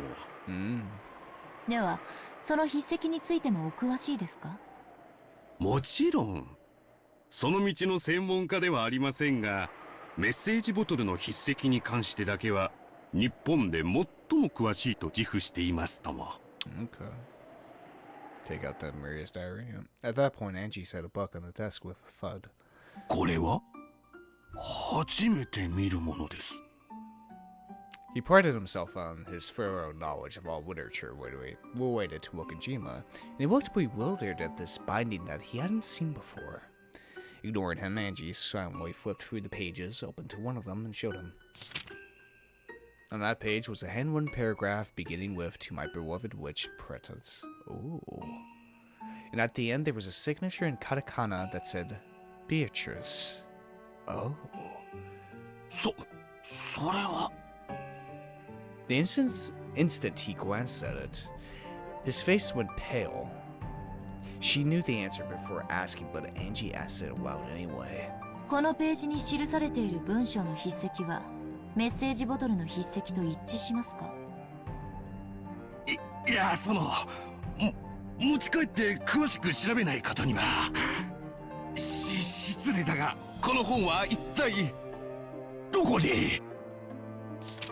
Man stretched out his hand, but Angie pulled it back, as though telling him not to touch it with his filthy hands. ありがとう。その反応だけで結構です。今日はありがとうございました。これ、お約束の謝礼です。As she stood up, clutching Maria's diary, Angie carelessly tossed a wad of 10,000 yen notes wrapped with a strip of paper onto the table. As Angie turned her back to him and made to leave, the man raised his voice as though clinging to her. But Angie didn't stop walking. お願いだ。その本は一体。謝礼はいらない。その本を見せてくれ。私とあなたはウィッチハントの同志だけど、求める深さが違うみたい。あなたが楽しんでるのは猫箱の外側。そして私が知りたいのは猫箱の内側。Oh, damn, that's one hell of a line. そしてこの一冊はその猫箱を開く鍵ね。Entertaining yourself with the outside of the cat box while trying to go in the inside. あなたには過ぎてるわ。じゃあね。Goodbye, gentlemen. Have a nice day. It's actually pretty good in English. 待ってくれ。スマレラさん。His voice didn't reach her. She had already joined up with Amakusa and gone into the car. Well then. Okay. 収穫はありましたか? So interesting. I'm trying to remember. When was the first time we saw that? Like, I know for a fact we've seen that page before in like Maria's diary. In some episode. Can't remember which one right now, but I'm pretty sure we've seen it before. So, now here's the thing. I'm thinking back to episode 2, in which Beatrice walked into the manor, right? And she went into the VIP guest room, right? So, it could be that Beatrice that wrote down the message, that wrote the message battles. That would make sense. You know, a woman dressing up as Beatrice who has this unique handwriting style to make these, you know, bottled messages that's, you know, obviously she's the actual culprit, so she probably wrote this in advance, obviously. And just did it to, you know, fuck with people. That's what I'm believing right now, is that it's episode 2 Beatrice, the, you know, physical one that Kyrie saw, that wrote it down. 最後の最後にね。やっぱりそうだった。メッセージボトルを記したのはベアトリーチェ本人だった。そいつはクールだ。そうそうクールだ。魔女は実在するで決着で。さあね。寝ていい？あのおしゃべり教授。きっと講義では自分の世界に入っちゃって寝ちゃう子続出だと思うわ。どうぞどうぞお休みを。しかしうまくいくもんね。あいつ私のことスマデラだと最後まで信じてたわ。The Sumadewa family had set up a web beforehand around any people Angie might try to contact. They had offered a reward to anyone who could take Ushua Mira Angie into custody if she appeared. Angie had foreseen that and had snatched it away. She had called herself Sumadewa, and after cleverly tricking the man by saying her old subordinates would set up an ambush, so he didn't need to worry about it. She had taken him outside. So when the Sumadewa family pursuers reached the professor's house, there was no longer anyone there. 家人の話では、午前中にスマデラを名乗る若い男女が訪れ、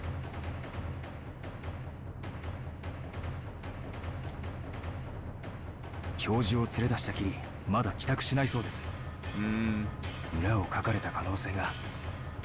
いけない子ね、エンジェちゃんは。そういう悪知恵、姉さんの血なのかしらね。あんなに名乗るのは嫌だと言ってたスマデラの名を気安く名乗ってくれちゃうなんて。そのうち教授もお戻りになるだろうさ。そしたらソチャでも振る舞わないとね。Oh, that poor professor. は了解しました。私を手玉に取ったつもりかしら。やんちゃな子なんだから。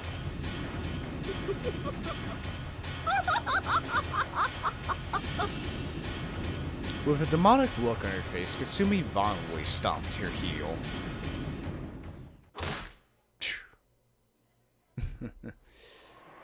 I'll teach you about my magic of origins. No, I taught you before, right? And you used it before. Did you forget? You were also a witch apprentice, Ange, with your name entered into Mirage or God, it's a French word because it has a like little thing above the marriage sorcery.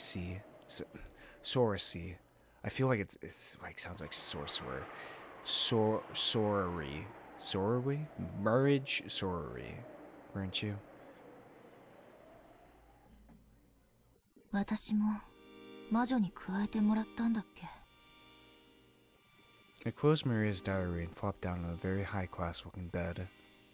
I slept deeply for a long time in the car, so it took longer than usual for drowsiness to set in, and I read the diary as I waited.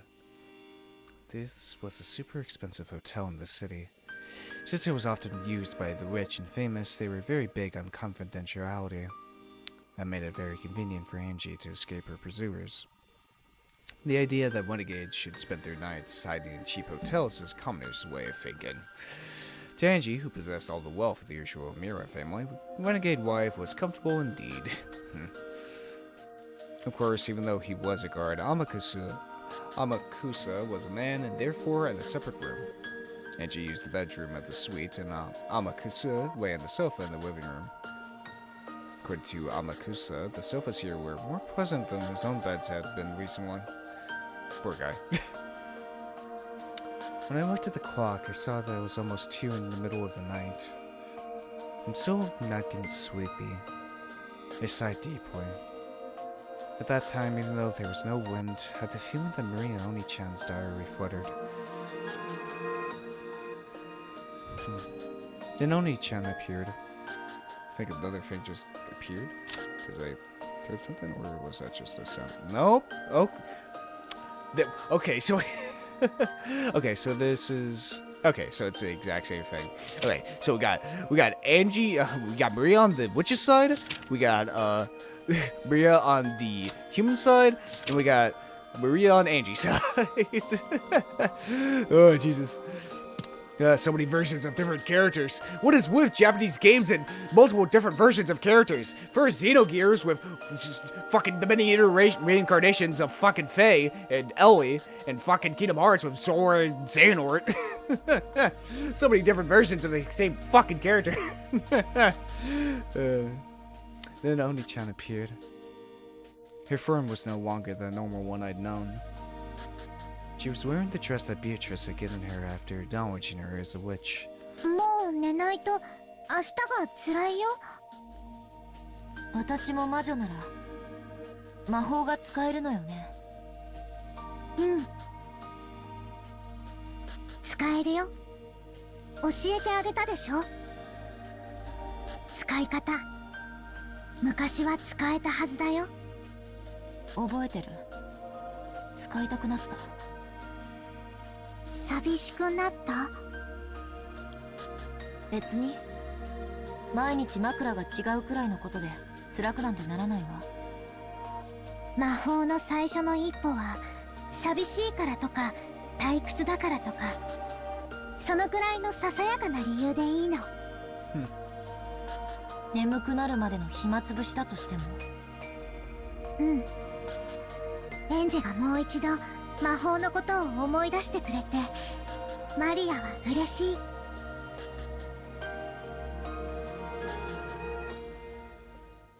First step is loneliness or boredom, huh?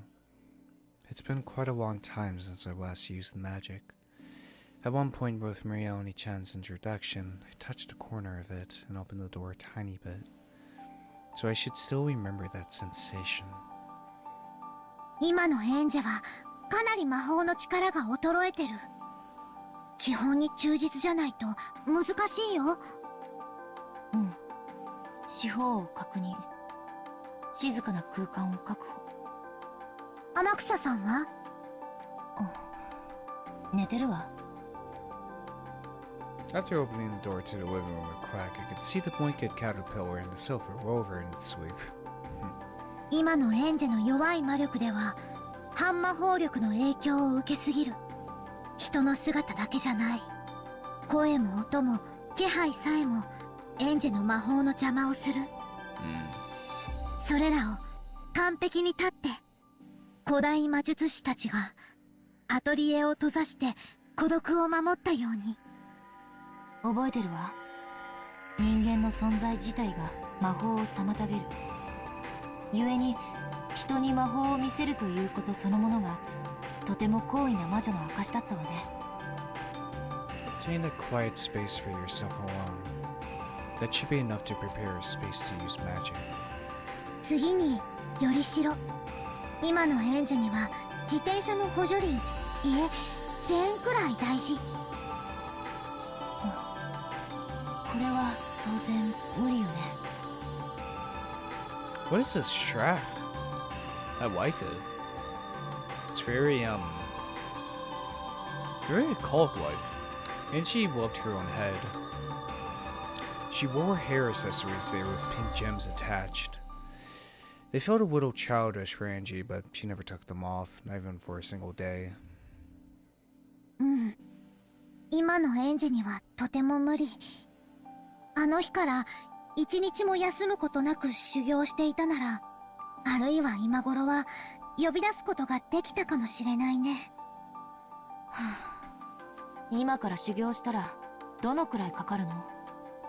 魔女の修行は幼き日の1年が老いの10年と同じ価値があると言われてる。相当の覚悟がいるよ。それこそ後ろ宮金蔵くらいに？ピアノもバイオリンも魔法も幼い頃からの英才教育が大事なのね。今のエンジェは初めて魔法を使えた時よりもその力が落ちている。無理をしないで基本に忠実に。After stubbornly rubbing those things on my head one more time, I gave up. Then I started fishing through the knapsack, looking for anything that might make a good vessel.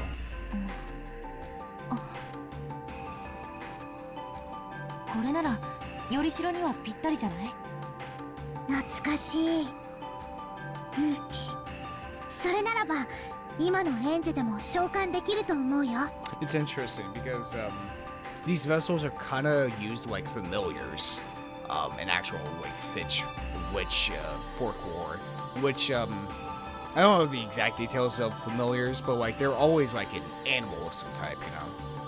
Kind of looks like a turtle actually. それには今主がいない。エンジェが新しい主になるのも可能なはず。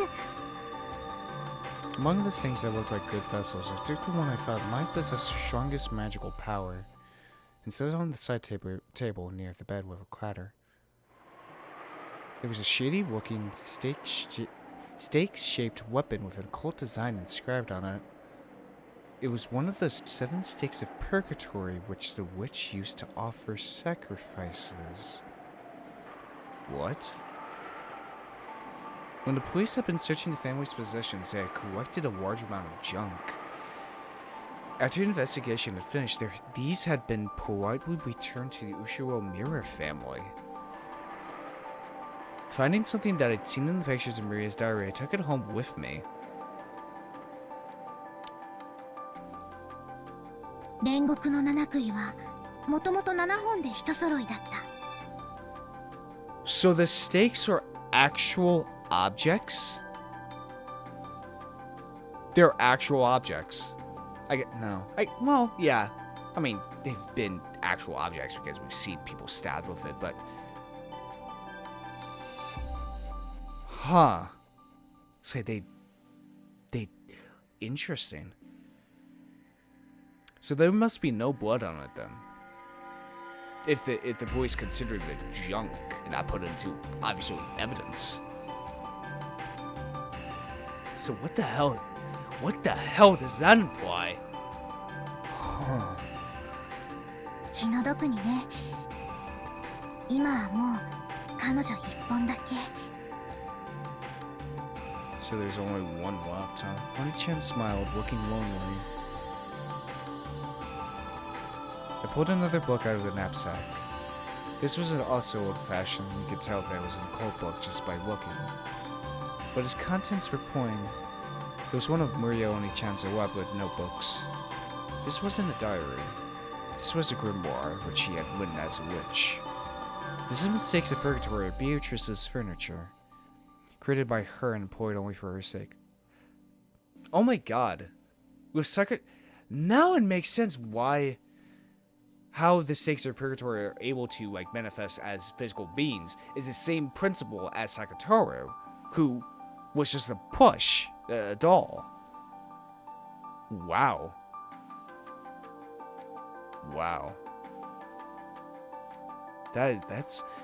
Damn, we're actually getting, like, proper, like, answers and, like, to, like, the kind of magic system. Fascinating. Absolutely fascinating. But since Beatrice is also a witch of Marie Sorcière, they could be employed by Maria, witch of the same alliance. For that reason, the method of summoning the 7 Stakes of Purgatory and how to handle them was written about in great detail in Maria Oni-chan's grimoire. And it's another person with their name registered in that alliance I was also permitted to employ them. この杭は7姉妹の誰? Maybe it's an ultimate witch alliance, eh? マリアの魔導書に彼女らの特徴がよく記されてるよ。7杭の姉妹は名前を間違えられることをとても嫌う。Well, I'm sorry, they all look the same. 召喚する前によく彼女らの名前を思い出して。Which is different haircut one. A packed page told of the 7 Stakes of Purgatory. It described the 7 sisters in great detail. Yes, I think I memorized almost this entire page once in the past. The more I read it, the more I start to remember. By the pictures and characteristics written on the grimoire, I could tell that the stake in my hand was Mammoth's stake. In the past, I hadn't had any stakes, so I summoned them without any vessel. So this was the first time I'd clearly seen any of the 7 stakes, let alone Mammoth. Mammon. 五条。7つの大罪の強欲を司る。すごい子よね。強欲は向上心、上昇志向、生きる強さなども司る。決して悪い意味だけではないんだよ。There's always that fifth side, huh? It's kind of a mantra as well. As actually, this past week I played through Asura's Wrath. Fantastic game, by the way, just absolutely fantastic. It also dealt with 7, kind of deal with that concept of the 7 sins or whatever, but called it mantras instead. And, greed was one of them, obviously. Heck, even in Wicked of Ragnarok with, the 7 Japanese gods of, God, what were they? Wealth? Fortune or something like that? I can't remember who formed to be something else. I should stop getting on these damn tangents. Tangents. 口は悪いけど、とても頑張り屋さんな子だし。そうね。欲がないってことは、つまり生きてる理由がないってことだし。Yeah. You have a desire. For a while, I heightened my concentration and digested the information that was written about Mammon. The more the summoner knows about the target that's being summoned, the better. Knowledge is connected to magical power. I began to fill my head with knowledge about Mammon, raising the necessary amount of magical power for his summoning. 魔導書ってちょっとだけ面白いわね。下手くそな小説を読むよりよっぽど面白いかもしれない。なんだか懐かしい気持ちになるわ。魔導書はただ文字を読み取るだけじゃなく、行間から世界を膨らませたり、挿絵から世界を生み出したりと、様々な想像を要求されるの。Space between the lines, too. 生み出す力。これを持つエンジェになら、どんな本よりも魔導書は面白いはずだよ。Every time they say grimoire, I'm always reminded that, the grimoire from Nier. I don't know why. エンジェになら理解できるってマリアはずっと知ってたもの。マモンの知識、これで十分だと思うわ。うん。だいたい蘇った。やってみる。しっかりね。いざという時に備えて私の護符を。今の君は同盟の条約に守られてない。マモンは少し喧嘩っ早いところがある子。あるいはまだ恨んでるかも。注意して。うん。身につけることにする。The seven stakes of purgatory as furniture used to make sacrifices for a ceremony were treated as beings inferior even to weapons. But that was only when compared to other demons. To humans, furniture is something to be feared. I fished through the knapsack again. Took out a bracelet charm of scorpion metal that had gotten from Rio and China long ago. Put it on my arm. Once again, that scorpion. In the past, I hadn't needed something like this. But I needed assurance. 大丈夫。それにはまだ十分な魔法防御が備わってる。それを身につけている限り絶対に大丈夫。Maria Onichan's magic power, which had been specifically put into his charm, had been enough to earn even Beatrice's admiration. While it may have looked like something cheap to a human who couldn't understand magic, its magical worth was incalculable.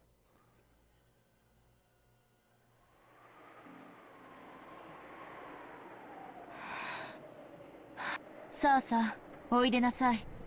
罪を許しなさい。煉獄の七悔いが一つ。Oh boy. 強欲のマモン。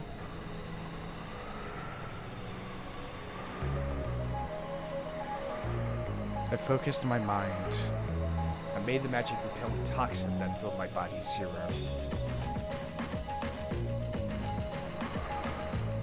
Imagine an untainted vast space. Doubts and common sense all resist magic. Make the resistance zero and erase the burden of magical power. Inside my head was the image of a vast space. It was a nighttime world where I floated in the air and the neon stars over the ground sparkled. The world where the stars that should have covered the sky were wiped away by the light from below that covered the ground. The world of vast night with sky with no obstructions. I imagined the wind blowing through at will. At that time, in a room where there shouldn't have been any wind, the free nighttime wind kicked up a cyclone. The long-forgotten sensation raced through my entire body. It was the unique feeling of exhilaration that comes from using magic. Mammoth stake, which I held out in my hand, gradually began to make me feel a pale light. A twisting cyclone with a stake at the center. The hefty stake floated a bit into the air. 見事だよ。ブランクは君から才能を奪わなかったね。さあさあ、おいでなさい。罪を許しなさい。煉獄の七悔いが一つ。強欲のマモン。Holy shit. その姿を私に見せなさい。After I raised my hands bit by bit, lifting them higher than my head, as though it was being attracted upwards, Mammoth Stake once again floated up high into the air and gradually began to shake. That shaking began to grow faster, and then it burst. Oh, fuck. With a speed faster than the eyes could follow, it flew around, violently rebounding off the walls of the room. The terrible sound of it dancing around threatened to make me flinch. However, I must not lose my mental concentration.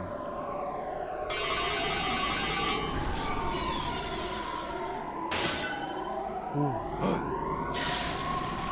talisman protected her. Then the stake, which had been flying around at incredible speed, finally stopped and faced me. It was in the air, just a few centimeters away from my forehead, and held back by the defensive barrier created by the scorpion charm. It had tried to break the defensive barrier, eating it into it with incredible power, but really only chance barrier wouldn't be broken so easily. The stake muttered hatefully.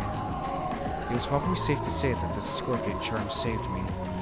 Without that, my attempt at killing time until I got sleepy would have killed my time for all eternity. Well then. When Mammoth's stake realized that it was unable to gouge me, gave up and grew docile, changing its form from that of a stake into a human. Alright. Nope. Well, I guess it's just going to be the same. Yeah. Whoop. Supporting your master so that she could become a full... Oh. Mammoth is a piece of furniture who was the first to become Ange's friend. She remained alongside her throughout her years of training, supporting her master constantly and greedily so that she could become a full-fledged witch, a special person even among the seven sisters. Also, we have the rest of the sisters as well. Are these any different? I don't think so. Just gonna take a look at all these real quick. Yeah, I don't think these are any different. I think it's only amendments. Yeah, okay. And that same old outfit that I'd never been able to walk around outside in. Although you could say it suited her in a demonic sort of way. Ange 様なの？ずいぶんとみすぼらしい魔力だけど、本当にエンジ様？お久しぶりね、マモ。元気にしてた？ Interesting.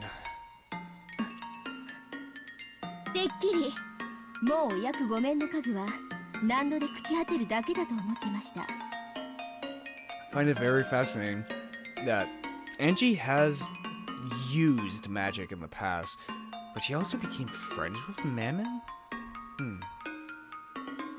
それで、これはどういう余興で？まさか、私の所有者がエンジ様とでもおっしゃるつもりで？うん。エンジが君の主人だよ。マリア卿、これはお見苦しいところ。先ほどの結界はマリア卿の？今のエンジじゃひょっとしたら君にやられてしまうかもしれないって思ったから護符を貸したの。マリア卿に私の主人がエンジ様だと言われたんじゃ断りようもありません。It's interesting the existence of Witch Maria, you know, Witch of Origins. Because I don't think it's technically Maria's spirit. I think it works in the same kind of way as Ava Beatrice, in which Ava Beatrice was a part of Ava, who became her own entity. I think it's the same thing with Maria, but it comes from Ange's actual, perception of Maria. Because that's how I've been viewing this whole thing between Ange and talking to Maria, is that Maria has been a sort of Ange's perception of her, this sort of opposite to her in every conceivable way, from philosophy and view of the world as well. I've always seen it as that, and I'll continue to see it as that. エンジ様、何なりとご命令を。私が必要とされるということは、新しい儀式を、新しい生贄を。Oh boy. もっとも、私を使いこなし、自らの手を汚す程度の覚悟が終わりならの話ですが。その役割は私はもう求めてないわ。昔同様にただ話し相手になってくれるだけで十分よ。That isn't something I'm asking for anymore, huh? Interesting.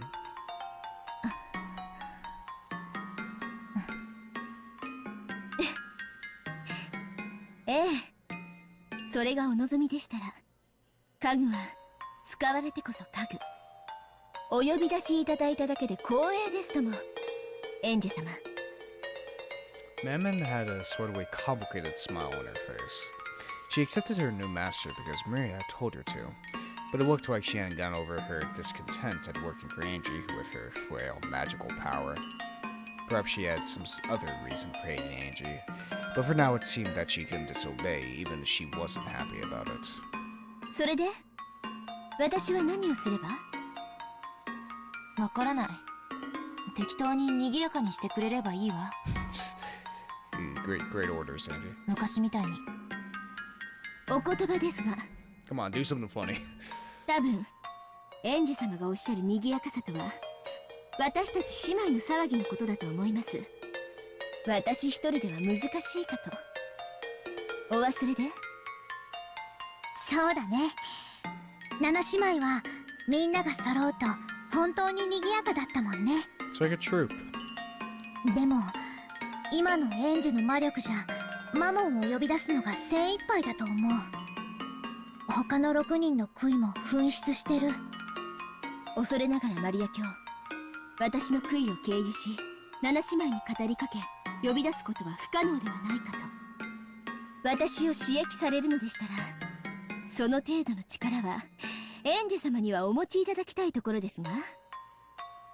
Mammon grinned. Apparently she wanted me to summon the other sisters without a vessel. I see. Since she's unable to satisfy herself with being summoned alone, she's asking for the other sisters to be summoned as well. I get it. Agreed. Yeah, she was like this back then, wasn't she? To furniture the times during which they are used are bliss.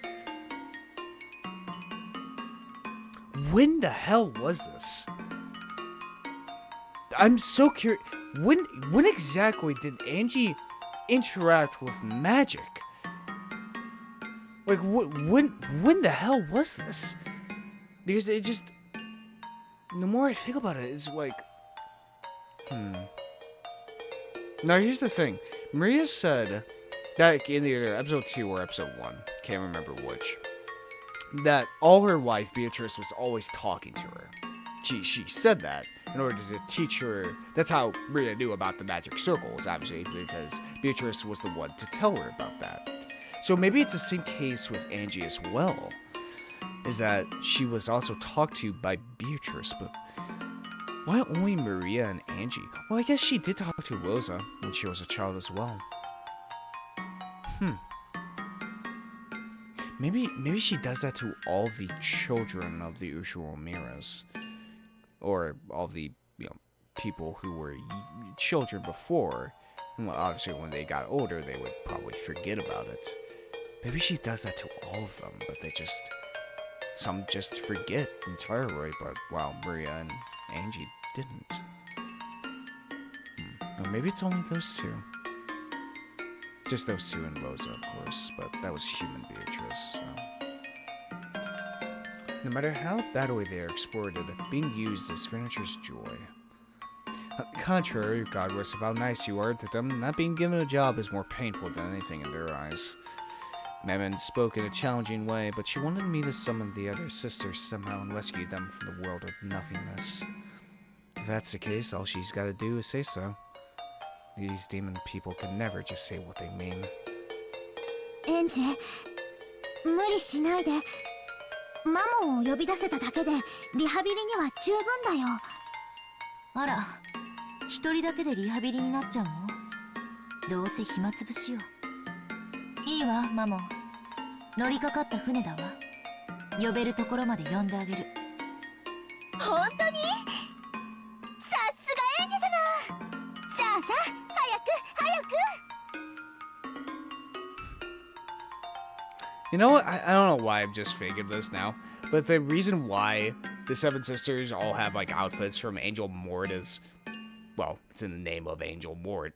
It's the opposite. What's the opposite of angels? Demons. Maybe that's the reason why they have those outfits. Maybe not, but, I find that funny. Apparently, even though she asked, Mammon then really expected Angie to do this. She hopped around, badgering Angie to summon the other sisters. Summoning Mammon alone consumed a considerable amount of physical and magical power. It'll probably be pretty tough to do 6 more. I'm awed by the magical power of those who can summon sisters like this at a will with a snap of their fingers, and who therefore reach the level where they can be called witches. マモン、エンジェに無理をさせないで。エンジェはまだ本調子じゃないから。エンジ様はみんなを召喚してくれるって言いました？ Actually, I only said I'd call as many as I could. I guess it's good for you. 無理しないで、エンジ。もう今日は休んだ方がいい。君は十分疲れてるよ。いいわよ。どうせ暇つぶし。ばったり寝込めるくらいに疲れさせてもらうわ。This time, there's no vessel. I'll have to strengthen the image from my knowledge of the grimoire and materialize them with just that. I held my hands out into the air, pointing my head the sensation from when I summoned Mammon. I acquainted with all of the 7 sisters, right? I've got to remember that time long ago when I talked to them. Once again, the power of magic began to fill me up. It wet off a faint and yet distinct pale light from both of my hands. エンジ様、しっかりしっかり頑張ってねえマリア卿。エンジ様は必ずみんなを呼び出してくださいますよね。また7姉妹は再会できますよね。ね。うん、きっとね。でもそれが今夜という保証はないよ。エンジ様ならできますって。エンジ様お願い。末っ子のアスモから。アスモデウス7女。分かった。末っ子から順番に呼ぶわ。Oh shit. A strand of hot sweat dripped down from my forehead. This really is going to be one hell of a burden to carry.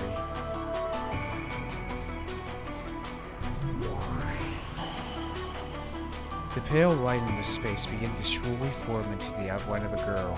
さあさあ、おいでなさい。煉獄の7杭の一つ、色欲のアスモデウス。There was no vessel.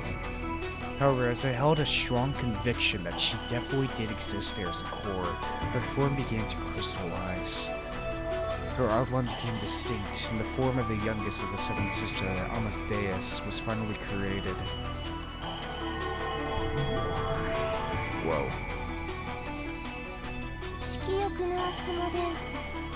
ここに。ここはどこ？私は生きてるの？アスモ！よかった。マモン姉さん。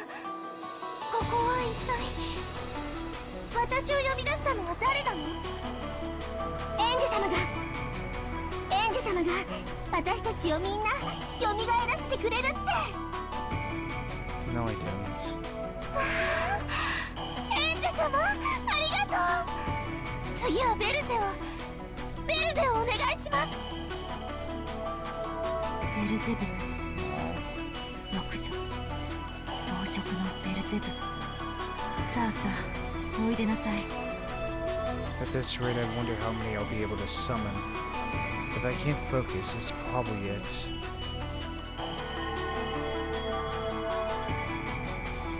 The pale light made an outline and formed into Beelzebub.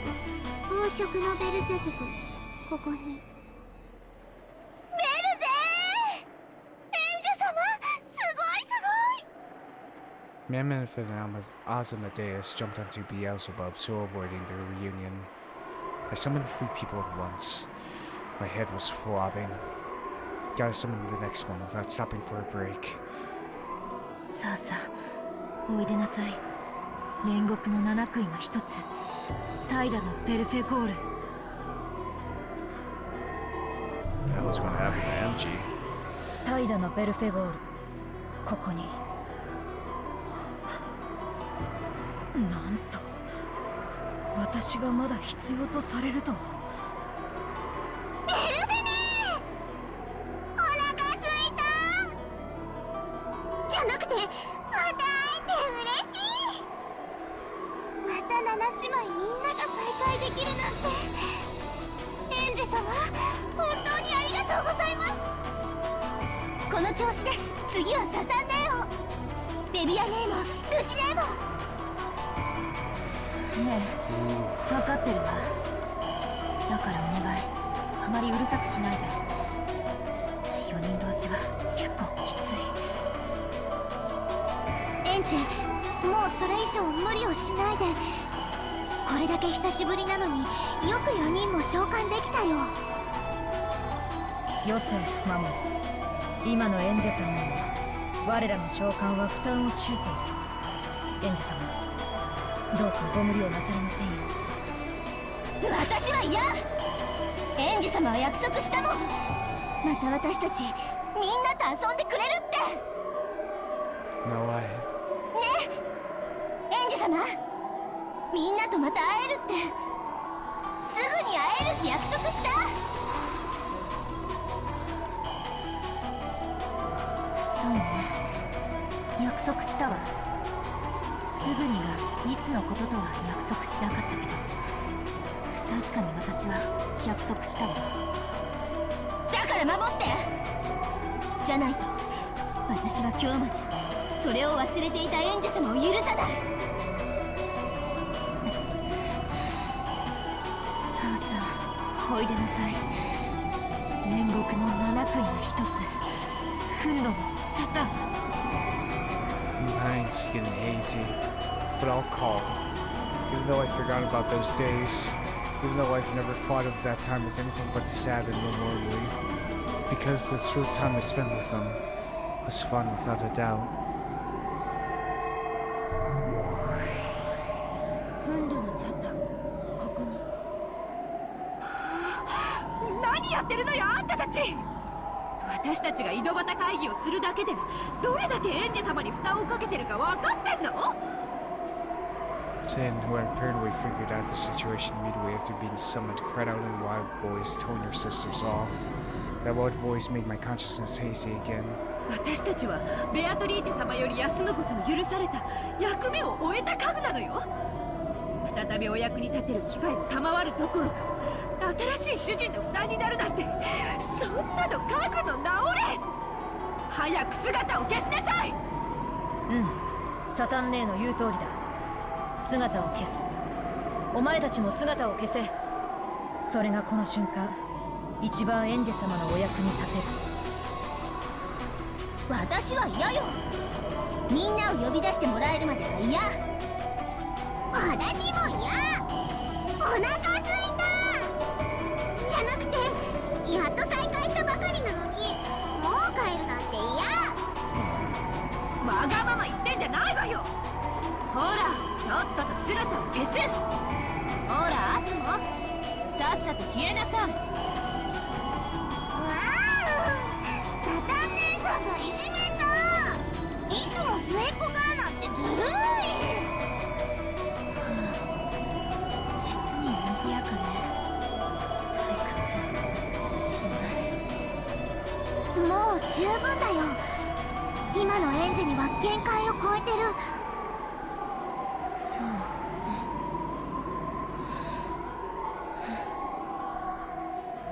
The five of them summoned, messing around as they pleased. The load was far too heavy for me, with the meager magical power at that moment. This is it. As my consciousness went hazy, I fell over onto the bed.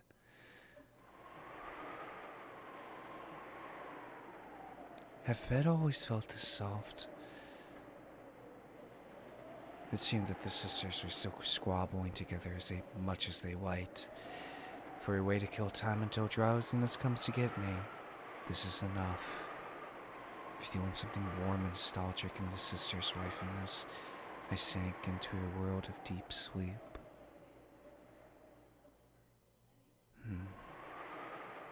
At the entrance to my dream world, I felt Maria Oni-chan and Sakataru waiting to receive me.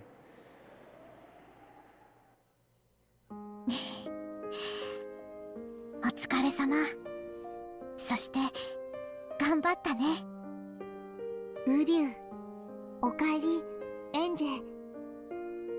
Welcome back, huh? And I should respond like this. I'm home.